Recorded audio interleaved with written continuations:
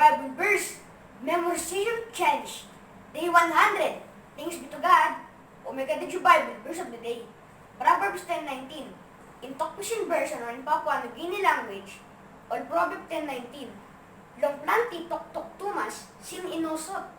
Tasol, husat ipasim maus bilong sabi man, or Proverbs 10:19. And in Tagalog version, Kawikaan 10:19. Sa karamihan ng mga salita ay hindi nagkukulang ng pagsalangsang. Ngunit siyang nagpipigil ng kanyang mga labi ay gumagawang may kapantasan.